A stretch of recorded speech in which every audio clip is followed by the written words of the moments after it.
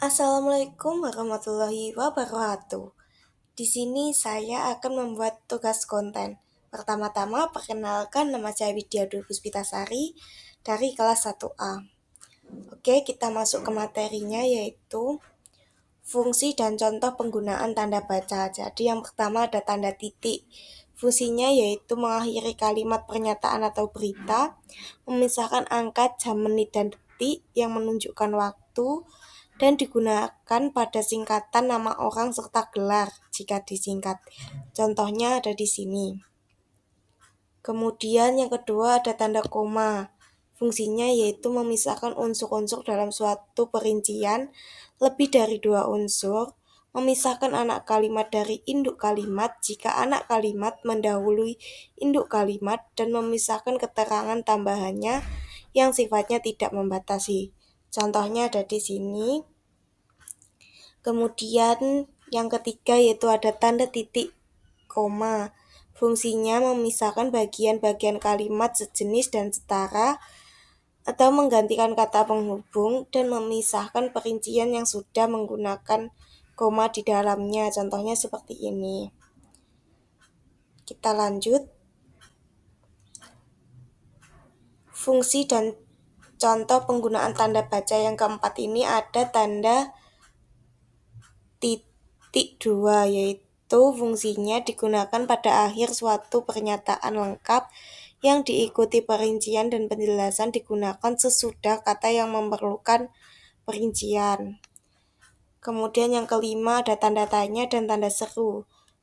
Untuk tanda tanya sendiri digunakan pada akhir kalimat tanya, dan tanda seru digunakan untuk menyatakan perintah atau ungkapan emosi perasaan yang kuat. Untuk yang keenam yaitu tanda petik ganda, tanda kurung, dan tanda hubung serta tanda pisah. Tanda petik ganda fungsinya mengapit petikan langsung dari pembicara atau naskah lain, atau mengapit judul puisi, bab, buku, subbab yang dipakai dalam kalimat.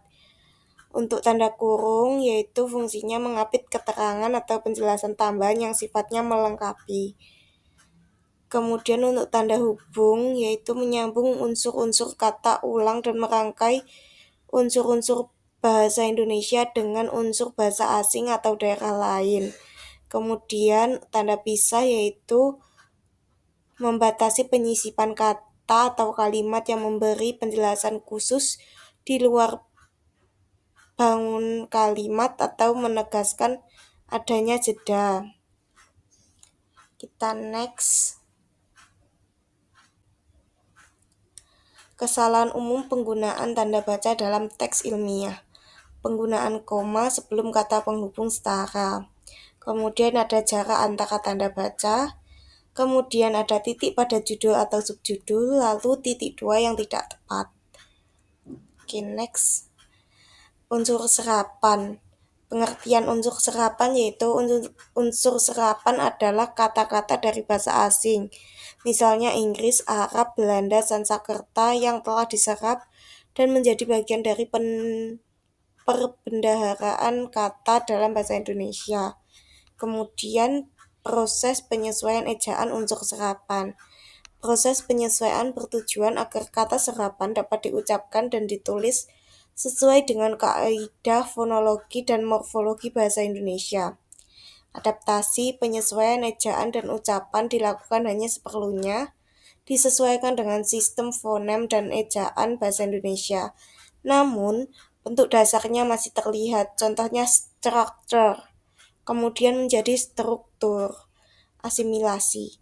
Kata diserap dan diubah sepenuhnya agar sesuai dengan kaidah bahasa Indonesia.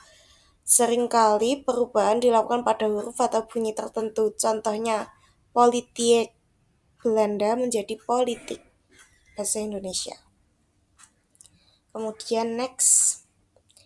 Contoh kata serapan dari bahasa asing. Asal bahasa ada bahasa Inggris. Kata asingnya system, kata serapannya system. Kemudian ada efektif. Kata serapannya efektif.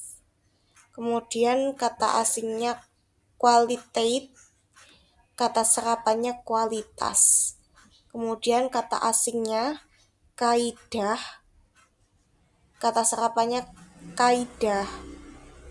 Kata asingnya bumi, pakai H, bumi, kata serapannya bumi. Kata asingnya logos, kata serapannya logika. Oke, kita next. Kaidah penulisan kata serapan sesuai Puebi. Kaidah penulisan kata serapan sangat tergantung pada bunyi aslinya. Namun, ada beberapa pedoman umum sesuai Puebi, pedoman umum ejaan bahasa Indonesia, yaitu gugus konsonan PH atau F, contohnya filosofi dibaca filsafat. Gugus vokal AI atau E, contohnya trailer menjadi trail, atau contoh desain menjadi desain. Gugus konsonan C sebelum E, I menjadi KS, contohnya aksen menjadi aksen. Gugus konsonan scission menjadi C, contohnya commission menjadi komisi. Oke, next. Kesalahan umum penggunaan unsur serapan di karangan ilmiah.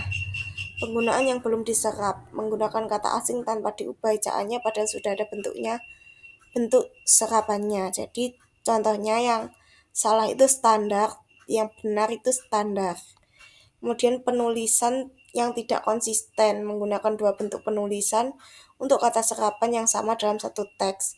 Kemudian ada penggunaan italik atau miring yang berlebihan. Kemudian ada penulisan akhiran yang keliru, yaitu kesalahan dalam penulisan akhiran sasi dan sir. Misal contohnya yang salah standarisasi, yang benar standarisasi, begitu. Oke, cukup sekian pemaparan materi bahasa Indonesia kali ini. Kalau ada salah kata, mohon maaf yang sebesar-besarnya. Wassalamualaikum warahmatullahi wabarakatuh.